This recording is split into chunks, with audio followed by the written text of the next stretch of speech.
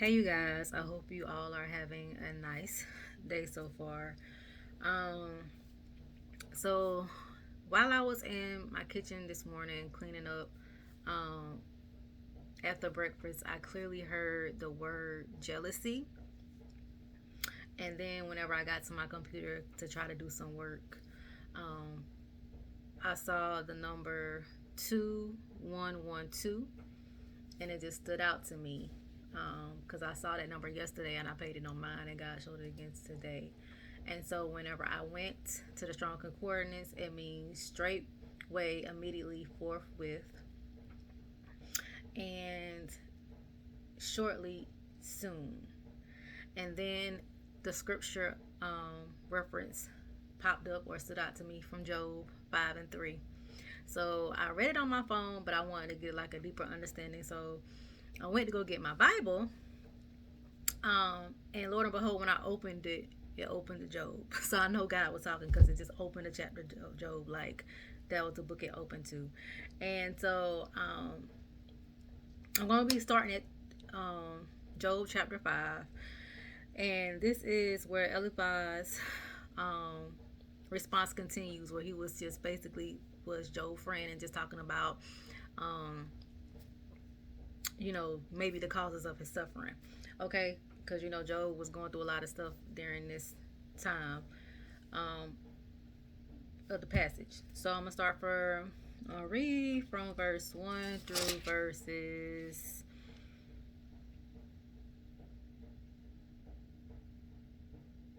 I think, 19, or whenever he tells me to stop. Okay. So, I'm about to knock my phone over. So, you may cry for help, but no one listens. You may turn to angels, but they give you no help. Surely resentment destroys the fool, and jealousy kills the simple. From my experience, I know that fools who turn from God may be successful for a moment, but then comes sudden disaster. Their children are abandoned far from help, with no one to defend them. Their harvests are stolen, and their wealth satisfies the thirst of many others, not themselves. But evil does not spring from the soil, and trouble does not sprout from the earth. People are born for trouble, as particularly as sparks fly upward from a fire. My advice to you is this: go to God and present your case to him, for he does great works too marvelous to understand. He performs miracles without number. He gives rain for the earth. He sends water for the fields. He gives prosperity to the poor and humble, and he takes sufferers sufferers to safety. He frustrates the plans of the crafty, so their efforts will not succeed. He catches those who think they are wise in their own cleverness, so they so that their cunning schemes are thwarted. They grope in the daylight as though they were blind. They see no better in the daylight than at night. He rescues poor from the cutting wood of the strong. He saves them from the clutches of the powerful. And so at last the poor have hope, and the fangs of the wicked are broken. But consider the joy of those corrected by God. Do not despise the chastising the Almighty when you sin. For those for though he's wound, he's also bandaged. He strikes, but his hands also heal. He will rescue you again and again, that so no evil can touch you. He will save you from the death in the time of famine, from the power of the sword in the time of war. You will be safe from slander, and will have no fear of destruction when it comes. You will laugh at destruction and famine. Wild animals will not terrify you. You will be at peace with the stones of the field, and the wild animals will be at peace with you. You will know that your home is kept safe. You will visit your pastures, knowing nothing will be missing. Your children will be many. Your descendants will be as plentiful as grass. You will live a good old age. You will be harvest. You will not be harvest until the proper time. You have found from experience that all this is true. Listen to my counsel and apply it to yourself. Okay, so this was basically Job's friend talking to him, pretty much telling him, if he sinned against God, to go to God, repent, do whatever he need to do, blase, blase, blase. God want me to read the commentary because, um, okay. So for verses 5 and 13, the commentary says Paul later quoted a part of this verse, 1 Corinthians 3 and 19, the only time Job is clearly quoted in the New Testament.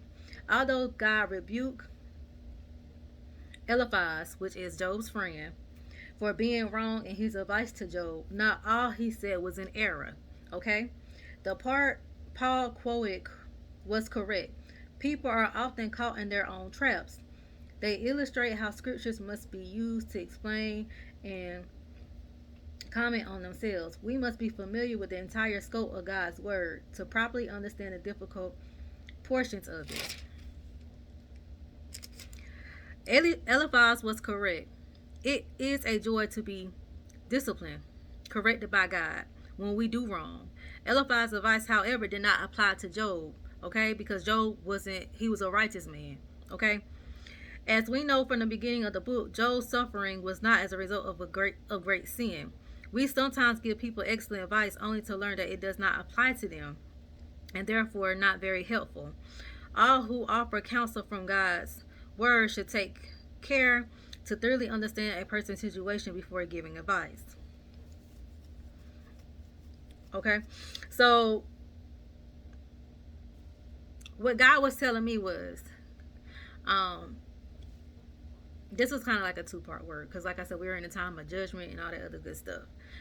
What Eliphaz was saying about God was completely and absolutely right. When we sin against him, when we're not obedient, when we're living a life of sin, those things happen to us. But however, that wasn't in Job's case, because Job was a righteous man. But in this hour, we are seeing a lot of people that are not righteous, people that's going to be going through stuff like this. Also too, when I give counsel to someone and it's like they feel like one thing after another is happening, warfare, I always ask them, are you walking in the spirit of obedience?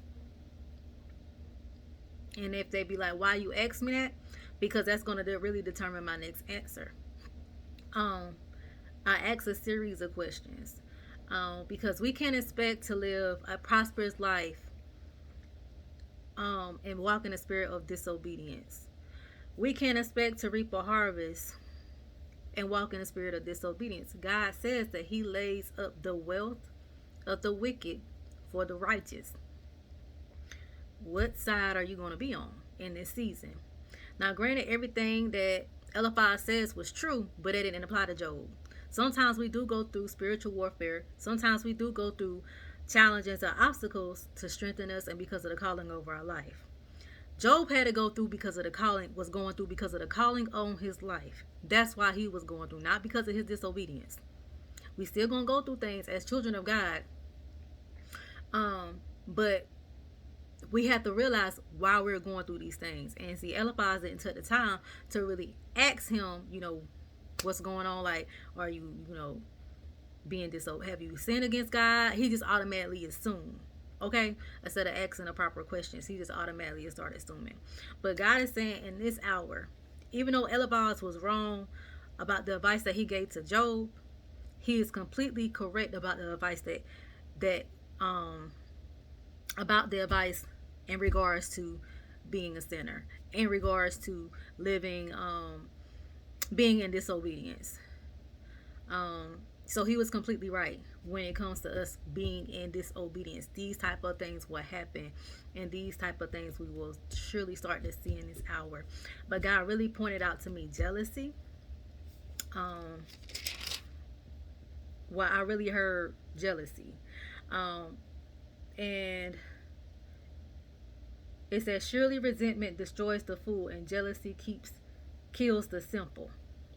Um, Jealousy and envy is a sin. It really is a form of witchcraft. When people get jealous and envy, sometimes they really just can really go to another level. Um, but my advice to you guys is to search yourself in this hour. Um, because if you got any type of jealousy in your heart, any type of, you know, things that you're not doing in God's sight, please get it together. We're seeing a lot of things happening. God sends warning before he sends destruction. And take heed to the warnings. Because God has told me that a lot of people are getting warning at the warning at the warning, and they're not taking heed to it. And then disaster hits. And it's kind of like, well, you've been warned several times. Like, you should have been obedient. Um, so just wanting to come and share that these things are going to happen, surely in this hour, because of people being very, very sinful. And it's going to happen soon, shortly, immediately. Like, we're going to start seeing things happening really, really, really quickly, because of people disobedience. But like I said, we do go through things in life because of our calling over our life. However, it all depends on the type of things that we go through based upon our obedience or disobedience. God, thank you, Holy Spirit. God also reminded me, he said the word clearly to me yesterday, Deuteronomy. And when he tells me Deuteronomy 9 times out of 10, he's referring to Deuteronomy chapter 28. He talks about the blessings for being obedient and the curses for being disobedient. So it is two sides of every spectrum or to this word, but just make sure that you are being obedient. God can cover you when you're obedient. Yes, you're going to go through some things, but he will cover you. But when you're operating in the spirit of disobedience, you're giving free range for the devil to come in, to destroy, to take, to do whatever, or for God to send his wrath and deal with you. So, but these are some of the things that we're going to see in this hour when it comes to people going through in this hour, and it's going to happen immediately. Okay. So, all right, you guys, I wanted to come and share this word with you guys. And again, I came from Job chapter 5. So go and read that chapter. I suggest that y'all get a New Living Translation or Life Application Bible. You don't have to have the New Living Translation. They have different versions. And get the commentary. Get it with the commentary, because the commentary actually goes into greater detail, breaks it down, and all that other good stuff, so you can get a better understanding. Okay, because in this time, in this hour, everybody needs to understand and know the word for themselves. So, all right, you guys, I love you all, and I will chat with you later.